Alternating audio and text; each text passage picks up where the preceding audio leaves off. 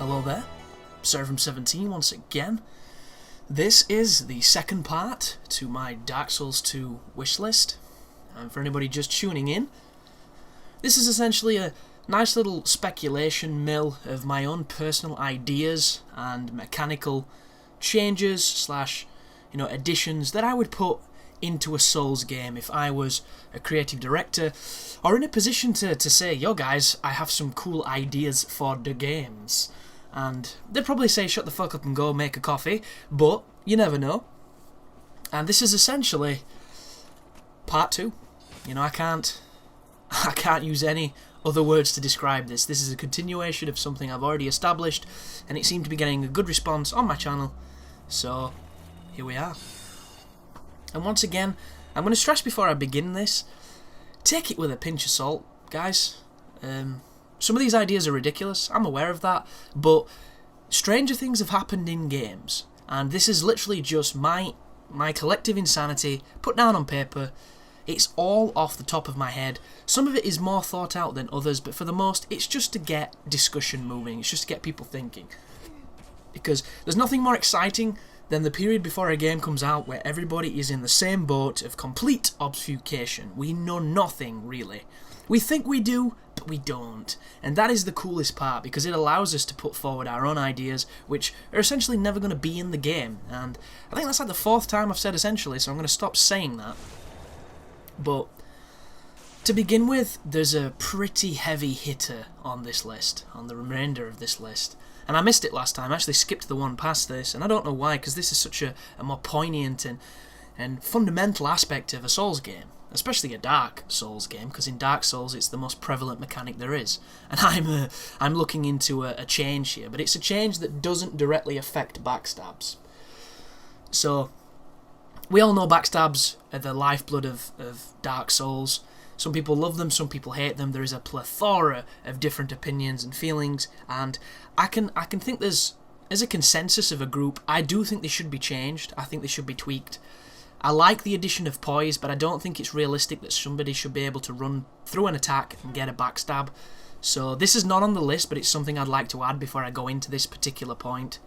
I think the critical modifier, or the critical detection software that they use, whatever it is that distinguishes the difference between a standard attack and a backstab animation or a critical animation, I think that activation should be completely negated or turned off while you are taking poise damage or direct damage.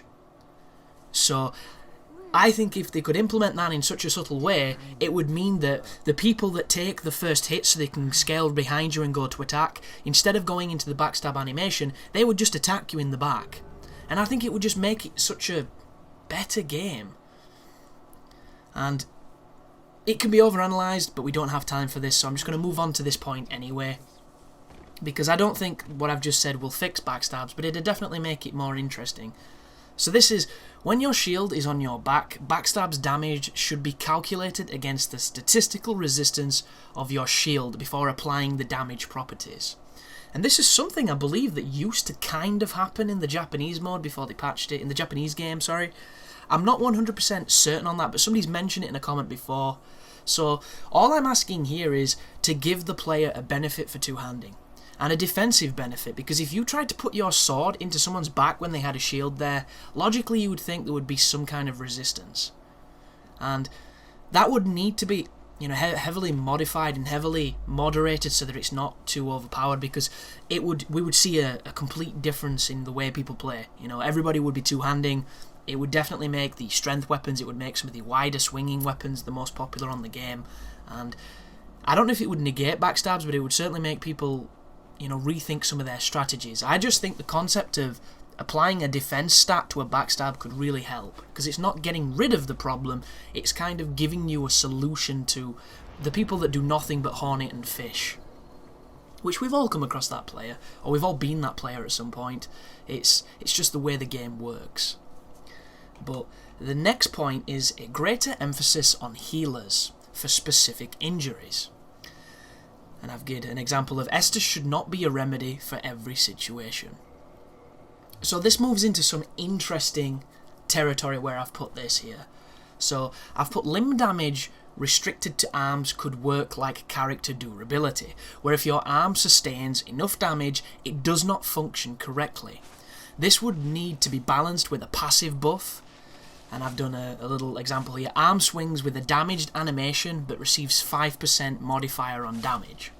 So the notion here is you get rid of the grace of the ability to swing, but the damage is higher because it's such, an unabashed swing. And it's this thing where if you're going to give something that is a debilitating aspect or attribute, you have to give it a benefit. There has to be some plus to it as well. So that's just a balancing thing. But this is the concept of being able to physically damage your opponent, being able to change the tide of a battle through a hit, through a critical hit, through something so quick that can completely change the way that the fight is going. And I would extend this to dismemberments. The ability to, have an arm cut off or have your head cut off or things like that. But I'm not too sure at this moment, and I would have to really think about how I would implement it so that it was fair. Or not necessarily fair, but that it was functional. Because I think the concept of, landing a perfect counterattack or a perfect strike on an enemy that just took his head off would be amazing. It would be the ultimate feeling of, just badassery and jubilation as you did the R2 on the Iato, and as you swung forward and you unsheathed your blade, the guy rolled towards you, and as he landed, he had no head, fell to his knees, and he was vanquished. I mean, the notion of that would be the coolest shit ever, and you'd see some fantastic YouTube videos, but it has to be practical, and it has to be functional. So I'm not too sure how that would work. But at the same time, if you lose an arm, that could completely change the way you fight, and it would once again have to give you some kind of benefit, even though it is such a debilitating means. I'm not too sure what that would probably be for some kind of buff on that, because I'm not too sure. But just imagine winning a gank, with one arm or something like that. I have no idea how it would be implemented, and it is kind of one of the more out there ideas, but I just think it sounds fucking cool. It's just one of those things, and to me, sword in your mouth, Luffy, not Luffy style, what was his name? I can't remember. There was an anime called One Piece. It comes from a manga that I think is still running. And there was a guy there who had, I think, 3 swords, and one he held in his mouth. So it's reminding me of that for some reason. It's also reminding me of Azura's Wrath. But I just think the consensus of healers in Dark Souls could be great, to fix certain things. Think of it like going to a doctor in Fallout New Vegas to fix a broken bone when you were on the hardest difficulty. Something along that nature. Something a little bit more specific. And who knows, it could be interesting, could be stupid. But the next one is increased moveset. I've put rolling strong attacks, running strong attacks. Different attacks result depending on the frequency of light to heavy inputs. And I've also put two-handed combos should be exclusively different to one-handed combos. So this is all pretty simple stuff. It's complexity through simplicity, and it adds to the moveset, it adds to the variety, and we're not doing anything extreme there, guys. This is not like fucking, Street Fighter. I'm not asking you to buffer inputs and stuff and all that kind of craziness. This is just literally, when you roll, press the right trigger and do a different roll attack. When you're running, press the right trigger, so on and so forth. The only complicated bit there is the different attacks results depending on which button you press when it comes to light and heavy. And that would literally be, 1R1, 1R2 does one attack, 2R1s, 1R2 does a different one, and alternating between, 1R1, R2, R1, R2, things like that. Just mixing it up to give it combo potential. We want combos. Combos are cool. People are creating their own combos because the game kind of has a system that allows it, but it doesn't encourage it. So I think that direction is an awesome direction to go down, because it will give grace and almost a ballet perspective on fighting, and that is some of the most beautiful stuff to watch and stuff to construct. So I think that could be really, really cool. The next one is heavy and light option for criticals, i.e. backstabs and ripostes.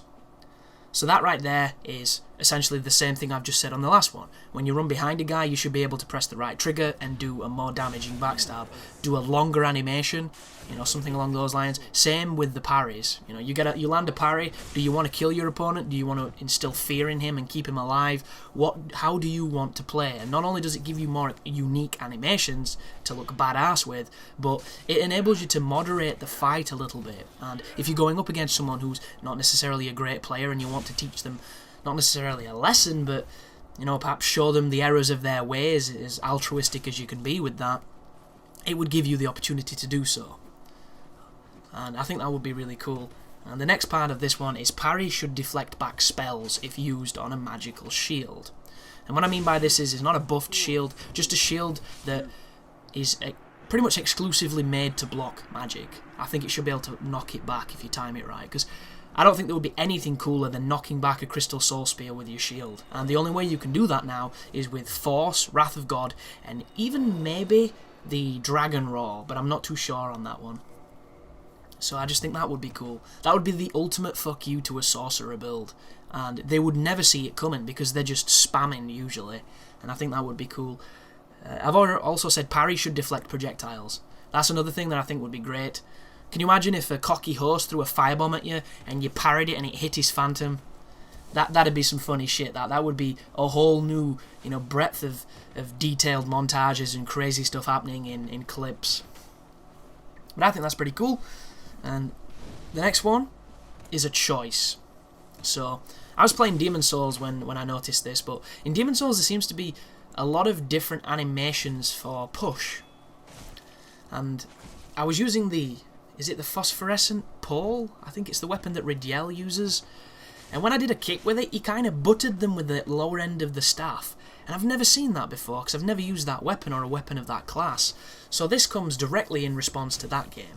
So here I've put a choice of kick, push, hilt butt, attack, depending on weapon. So I would like to see, the different categories of weapons have a different, shield break, essentially. Or even the ability to perhaps choose which one you wanted.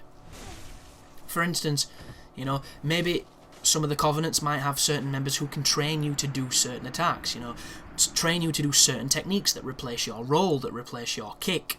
So, maybe there's 5 different rolls and all the different Covenants have a different, finesse. So the more angry, the more, brute force Covenants are expert fat rollers, so they can give you a slightly faster fat roll. Or if you're in the Forest Covenant, because, Shiva was the wise and awesome guy that he was, and his guardian was this great gymnast, you can get the Darkwood Grain Ring roll without the ring. Something like that. And just similar with the kicks, just this notion of being able to have full control over your character. And Dark Souls puts a lot of emphasis on control and consequence to actions, so I think this is just an extension of that portfolio, really. And I think it should, definitely think about something along those lines. But the next one is probably a conflicting one here, but I would like it. So I've put the Book of the Guilty should document greater stats. And I've gone on to say the amount of times invaded, the regions, the places, the total souls acquired, the bloodshed, so on. And I've also put, in parentheses here, not a KD thing. Because the one thing I don't want it to be is like Call of Duty, where everybody obsesses over the kill to death. I would just like to be able to see, what I've done in my career stats of a Dark Souls player. And this extends to something else that I'd thought about that isn't actually put on here, but I thought I'd share. I think it would be cool if you could get titles in Dark Souls. I'm not too sure how they would be given, how they would be earned, or how they would be rolled out. But what I mean by this is, for instance, when you go into the options, there should be the option of a title that you've earned. As an example of earning it, every 100 invasions that you win with a specific Covenant gives you a different title. And there could be millions of titles, there could be tons of them, or there could just be a handful, and that way, it saturates quite well and everybody recognises what the titles are. And what they would do is, it's not something that comes above your head, it's not something, that comes up on, some kind of silly UI system. It would literally be, when you invade somebody, it says, Dark Spirit, name has invaded. And instead of Dark Spirit, that part would change. So for instance, if you're a new player, and you've only just started doing it, you're a Dark Spirit. if you've won 1,000 invasions or however many to get a really high rank, it says Dark Lord has invaded. And just the idea of when that invasion sign comes up, you have some kind of notion of who you're fighting. And if it says Dark Spirit, you think, oh, it's going to be a new guy or a guy on a new account. But if it says, Dark Immortal Master or Dark Emperor or something nuts like that, like fucking Dark Lord Gwyn or, just some kind of lore-specific thing, the opportunities for these names are endless, but just the notion of somebody invading and you immediately thinking, oh my fucking god.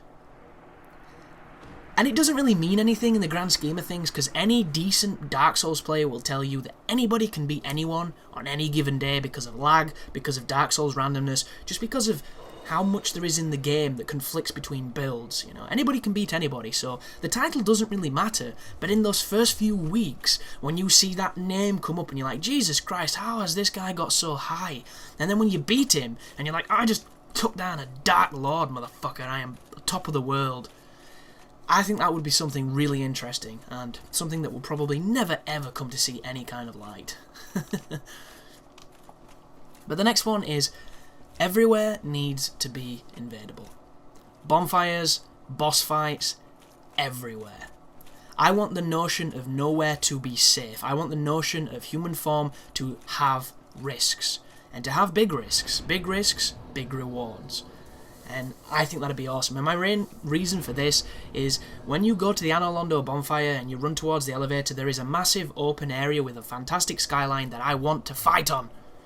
And I can't, because you can't invade in that place. And the only way to do it is to get past the fog wall, which involves glitching and all that kind of shit. And I'm not interested in that. I want to fight in Ash Lake, I want to fight in the Asylum, I want to fight everywhere. I want to gank somebody who has 2 phantoms with a boss. I want me and the Iron Golem to kick some ass and knock some fools off. I think that would just... it would be endless then, Invading is already extremely fun and extremely varied, but if you give it that potential, people will be playing this in 10 years. Because that is just... it's unbalanced, it's insane, but how cool are those YouTube videos going to be? That's what I look at it like. How many montages are you going to see of just insane things?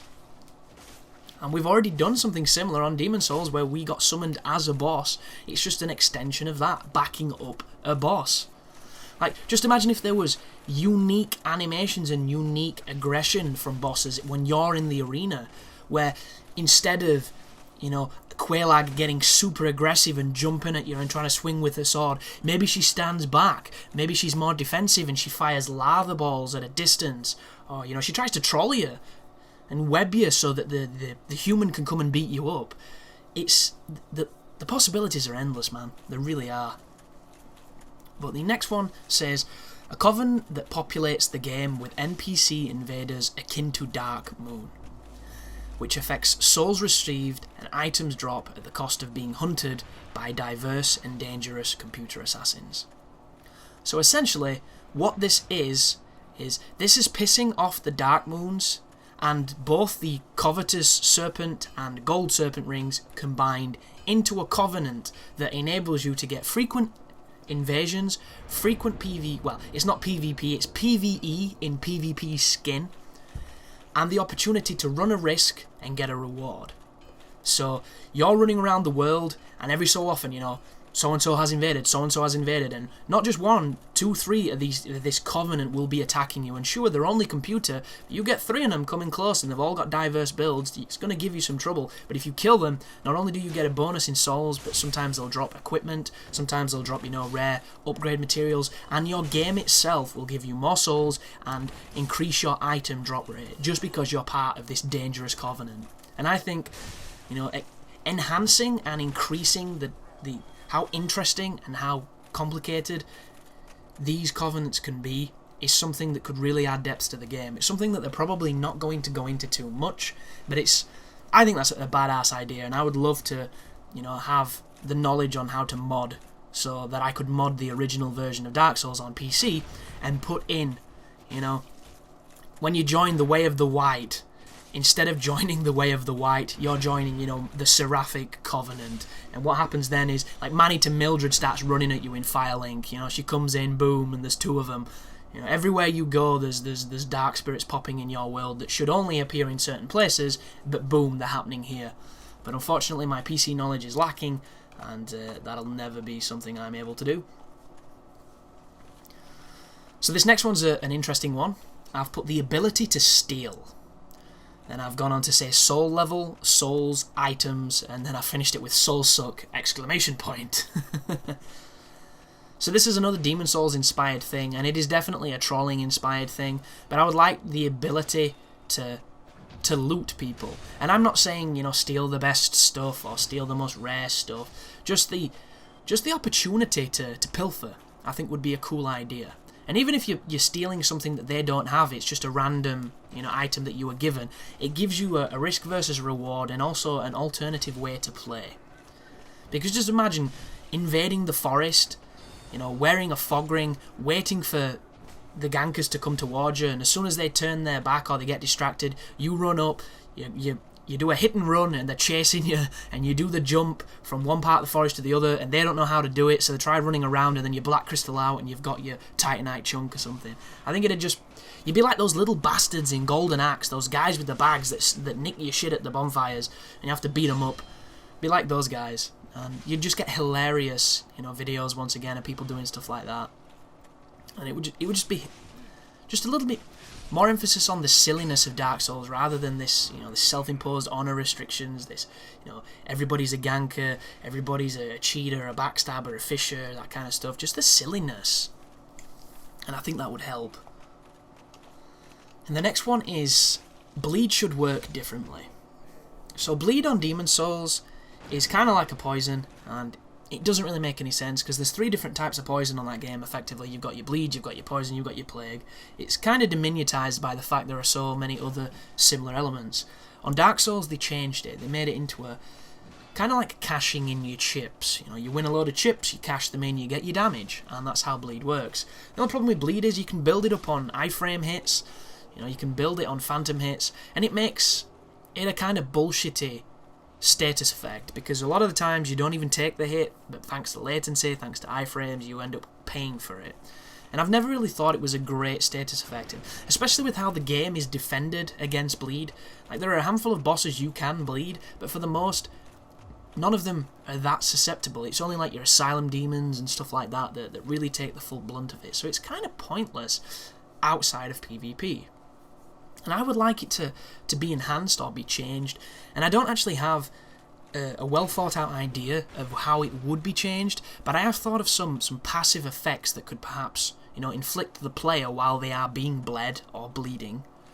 And here I've put actual blood loss unhealed will increase enemy aggro range with a passive threat of luring NPCs. So if you've ever played a Devil May Cry or you've played Bayonetta, there's a function in that game where if you taunt, you piss off the enemy. It gets mad at you, and it gets aggressive, and it goes into a berserk state where it comes at you and it attacks feverishly. Imagine the concept of a Black Phantom on Dark Souls. When you've been Gravelorded, the Black Phantoms, not only are they stronger, they're more powerful, but they have a ridiculous aggro range, and you will pull their aggro from some serious distance, and they're much more aggressive than a standard enemy. So I'm not saying turn the standard enemies into, you know, Black Phantoms, because that would be obscene. I'm just saying give them that property of the aggression and of the aggro range, because you're bleeding and they are sharks. You know, they are swimming around you, they sense the blood, they come for the kill. And I think that would be definitely an interesting passive thing, because you're running back to a bonfire, just minding your own business, you're checking a text message on your phone, and you look back up and turn around, and you've got half the fucking level chasing you because you're bleeding, and they know you're about to die, and they want that kill. I think it just could increase the randomness, the diversity, and it could make bleed a legitimate threat, as opposed to just, you know, roll through the bleed, use a moss kind of strategy. So, interesting, but tell me what you feel. Also, this is running a little long, so this might actually be a 3-part series, because some of these are even longer. Well, just bear with me anyhow, guys. I hope you're enjoying it. I do think it's a pretty interesting topic.